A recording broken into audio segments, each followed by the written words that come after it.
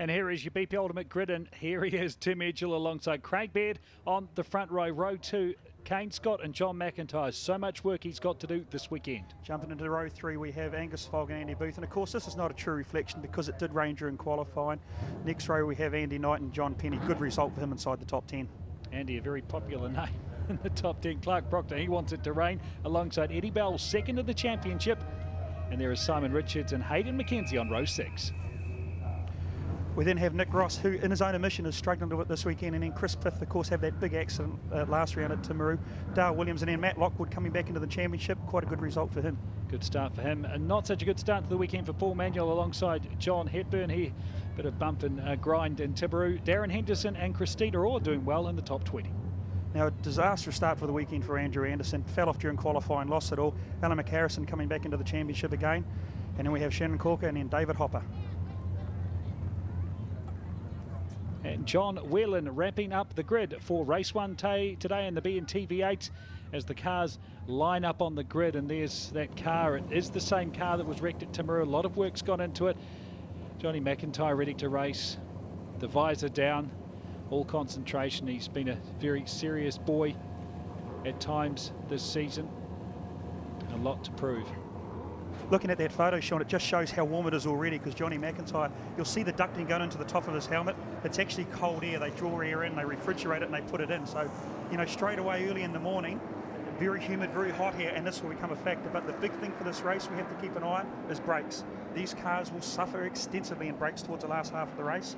And as the race gets on, of course, this afternoon, bit of tyre degradation in there as well. Nothing will work in the driver's favour at this circuit. Well, speaking of brakes, someone who needed a few more brakes yesterday in practice was John Whelan. He actually put the car quite badly into the wall. He won't be starting this race, and he's had a tough time of late. He was bumped off twice in the race there at Teretonga. His sponsor said they're happy though because he managed to crash with the car side on, so they were happy, a bit happier than he was. Yeah, believe it or not, and it's all about exposure. It doesn't matter how you get it, it's how it's delivered. But unfortunately, John was coming barreling down the front straight here, went and hit the brake pedal, as we all do in these cars. There was a mechanical issue with it. The car didn't stop, and he went into the tyres and extensively damaged. But here's always our mate Andy Booth. He's just sitting back in an armchair, isn't he, ready to go? Yeah, the face. He's the man, if you're new to the motorsport here on 3, he's a man they call Teflon. They say nothing sticks to him, and he's very loyal to the Holdens. They've been doing it a bit tough, but he believes he's going to crack it, and he usually pulls out one round, and don't forget he has won 2 championships. And you talk about the exposure there before Mork. I mean, I'm bravely going to make a race debut in Targa Tasmania this year, and I'm regretting what I used to say to all the competitors. They said, how do I get on TV? I say, go fast or crash big. And I think I'm going to regret that. Well, let's hope it's go fast. One thing about Andy Booth and that 88 Motorsport team is they never give up. They don't know how to give up, those guys. And they'll keep going until the checkered flag falls on the last race of the championship in Taupo at the end of March. That's how committed they are to the red oval. Not even the red oval, to the red line. You say red oval, and there's a couple of cars with that new engine that fits in both cars, so you could call it the red oval. So you're probably onto something. Clark Proctor, he's got the different sunglasses. If you're with us for the coverage from Timaru, he had his grandmother's glasses on from 1983, and he won the race. I'm surprised he hasn't stuck with them. Andy Booth, of course, a New Zealand Grand Prix winner. It is the Grand Prix weekend alongside Craig Baird, who's won 3 of them. He's on the front row beside Tim Edgell as we get ready for the start of race 1. The Mad Butcher 200, the BNT V8s come over the line. Do we get the green light for the rolling start? They rumble over. These cars sound absolutely fantastic. The racing matches, and they're off. And a great start there for Craig Baird. Squeezing right up alongside Tim Edgell, but Edgell's holding firm. He's got the best line for turn 1. But Baird is not going to give him an inch. But Baird, bit of a lock up there. Yeah, actually Baird fell right back there. I think he was trying to stay on the outside. He's back to 4th, 5th already because the freight train will go down the inside. But Andy Booth, straight in the back of Johnny McIntyre, that Constafina that we were leading to in turn 1, it always happens. Yeah, you said there'd be trouble, and that turn 1 can punish so much. But Angus Fogg looks like the big gain there. He's up, and Kane Scott, he's had such a tough time this season. He said wrong decisions. They've broken a couple of axles, and don't forget, he's the reigning champ. Yeah, but I've been in that situation before. Shawnee won the championship and gone from 0 to 0 overnight. This is a team sport. And our old mate Andrew Anderson back to it again. Now, he went off in qualifying. Very disappointing for him. He's made a habit of that. But tough first lap for Andrew Anderson and for Craig Baird. You know 0 now, Mork. Don't worry about that. Yeah, thanks. So look, that Beard car is suffering maybe just the initial part, but look at Timmy Edgell already starting to edge away, and what we need is Angus Fogg get on the back of Kane Scott, so it gives Timmy that confidence to do the natural high flowing lines that we see when a driver is out in front by enough where he doesn't have to be defensive. I still maintain this young man, we're going to see another race winner. Yeah, well, Tim Edgell, he's been very, very quick. He was one of the big losers last year at that massive smash at Pukekohe.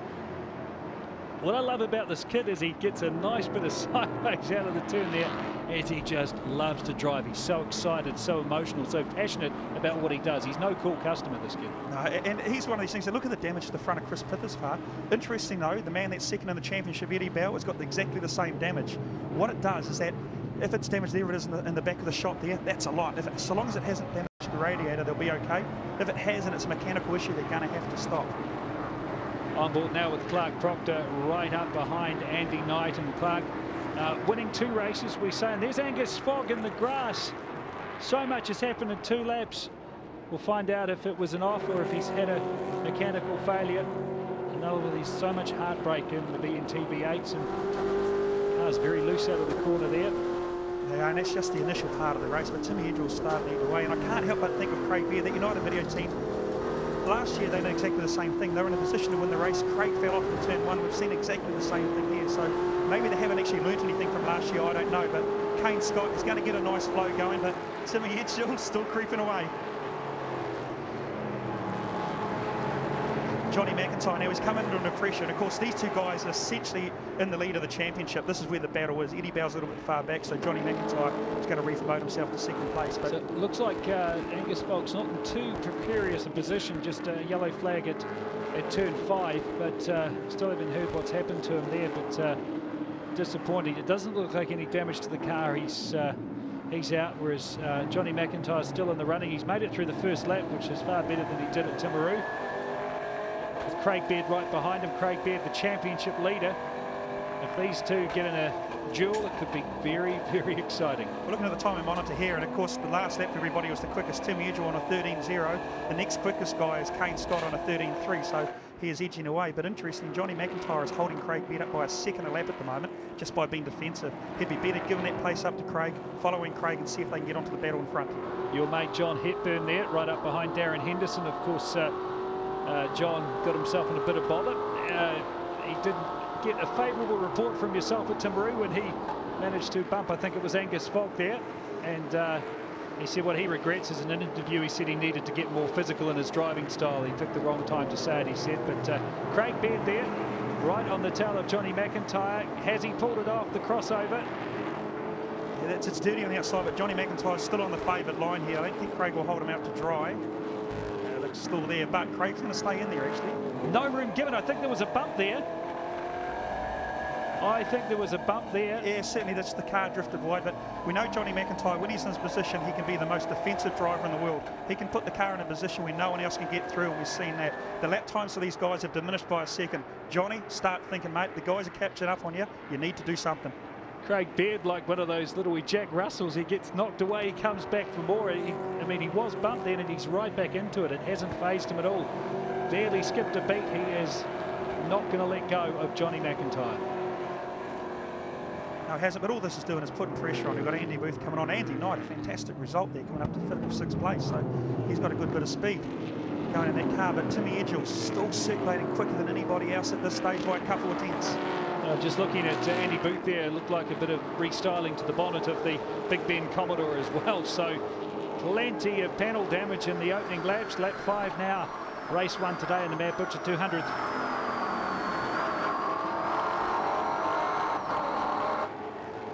What a way to start the day, and yes, definitely a bump, restyling. They said they've had trouble with aerodynamics in the Commodore, so maybe, Mork, this could be just what it needs. Is Andy Booth, we're on board with him, chasing Andy Knight through the infield here at Manfeild Park, and he's right on his bumper. Look at that. He's just given him enough room, so if anything happens, Andy knows that he doesn't have to drive in the back of him. But Andy's the aggressor. He knows that he can throw things left to right. It's actually quite good to see old Marty Devil not having any black eyes at this stage, but it is early. Yeah, old mate Murph would be quite pleased. He's distressed every time Martin seems to get a whack. I like how you said that, Booth. He's keeping a distance so he doesn't bump into Knight. Evidence on the bonnet would say maybe he's not. Yeah, that all started at the first lap. You know, we saw that with Eddie Bow as well and some of the other guys back of the field. Turn 1 is notorious for it. You can't do anything about it. It's part of racing. It's what it. And look, there's a very disgruntled Angus Fogg there. So many guys this year, Angus, Kane, Scott, we know they've got the speed and the ability, and it just hasn't stuck. This is a cruel game, as we say so often. But quite a big gap there from Kane Scott back to this duel between Craig Baird and Johnny McIntyre, and Beardo is just not letting up. McIntyre steps it out of turn 1. He is working for every inch of this circuit to stay ahead of Craig Baird. Yes, and all they're doing is just holding each other up. You know, Johnny McIntyre's 0.6 of a second slower in that United video car, and then the guys behind him as well. So, you know, we've seen this before. Johnny's obviously a little bit of damage in the front there. Craig is going to get frustrated. He is going to tell him he's there by tapping on the back, but Craig can't be too defensive, because if he gets in a situation with a drive-through, he goes back to the back of the field, then that points lead is actually eroded into. So he has to be the aggressor and the conservative both at the same time. How many times can you knock on the door before it's classed as a bad move? Depends if the officials are watching or not. Probably 50 times if they're not watching, and once if they are. And how hard do you do it? Oh, look, you know the guy's there. There's no doubt about it. He gives you a bit of a hit and you feel it from behind. And if you brake too early and he's got a bit of speed on, he's going to hit you. And that's how they have to determine, was it a racing incident or is it just that, you know, I'm there.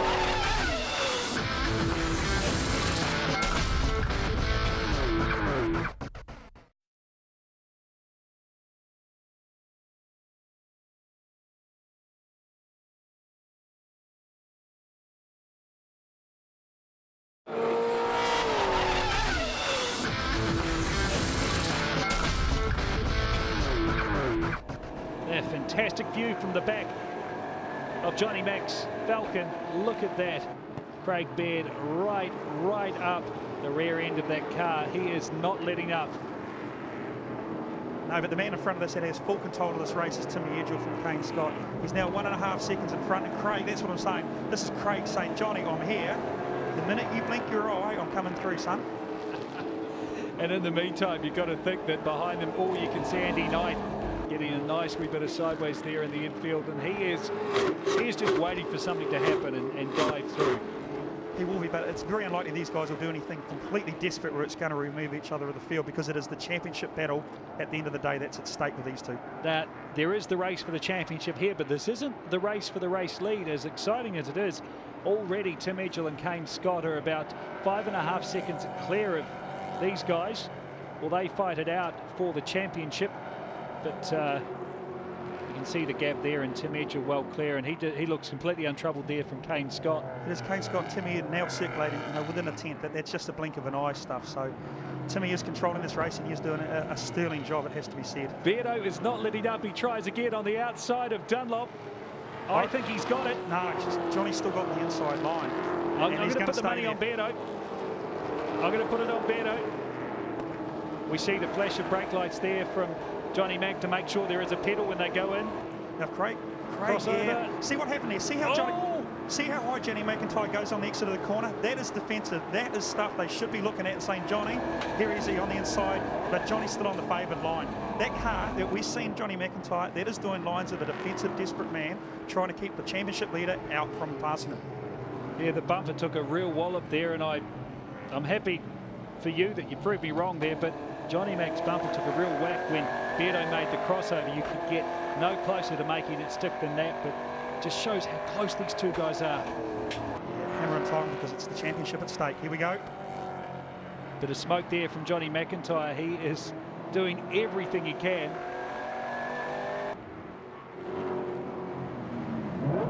But all the while, the gap's increasing. Now over 6 seconds to the leaders, so this battle is really hurting the pace of these two guys. It is. Keep an eye on the monitor here. Last lap, Kane Scott's actually just a couple of tenths quicker than Timmy Edgell, so he's slowly eroding that lead in, but maybe just Timmy is controlling it more than we can see. And Beardo takes that look again on the outside of the start-finish straight as we go into lap 9 of 12, the opening race of the day here on 3. And this battle is fantastic. They are fighting for the championship. I don't want to say anything again this time, Mark, but it's going to happen. There you go. Craig is frustrated. It's Johnny, get out of my way. I'm coming through. You've just spent the last 8 laps defending me. I'm taking the position, rightly or wrongly. I'm coming through, and let's see. This car is released, and now let's see how much Johnny McIntyre was holding these guys up. That I guess, repayment. There was a bump on the second lap from Mac to Beardo, so it's gone the other way. But it'd be interesting to see, like you say, now he is clear. Will he be able to make any inroads towards Kane Scott and Tim Edgell up front? And there we see it. G'day, mate. I'm coming through and I'm gone. He's been trying to do that for the last 9 laps, but let's take nothing away from Tim Edgell. Good battle for third and fourth place, but man, look at the lines he's driving. He has so much confidence in this car. This confidence has been building for 3 years now. He's got rid of that magnet we've seen for the last couple. We're seeing the true potential now of Tim Edgell, qualified on pole, fastest through pre-practice. Unless something unfortunate happens, he's going to take the race win. And interesting, last night I went to the TAB, I had a spare $10 on me pocket. He was paid 120 to 1 to win this race. I would have the biggest earn of all time. Got there and it was shut off. Right. And there we see Eddie Bell, that damage. Second in the championship going into this race. He led after the first round at Pukekohe. That's going to slip away now, but he's one of these guys. You talk about Tim Edgell, there are guys with real pace if they can get clear. We're seeing that from Tim Edgell. He's been quick in qualifying, but like you say, he's got the magnet on the car. But look at this battle here. We've got Penny, Andy Booth, the 2 Holdens with Bell right up. Every one of these cars has some damage. And Andy Booth's car was very strong. We've seen this in the Holdens before. They're very strong on the initial part of the race, the first third, and then they fall right back, and then the Fords seem to come on their own. Hence probably why we've seen so many Fords at the front. Yeah, Booth was saying he was disappointed they didn't have the top 10 shirt out. He thought he had a bit more in the car. It was a relaxed lap. He's expecting a good day here today. He is at the top, Holden in 6th, John Penny in 7th behind him, with Eddie Bell behind them. He'll lose his 2nd place in the championship in this race.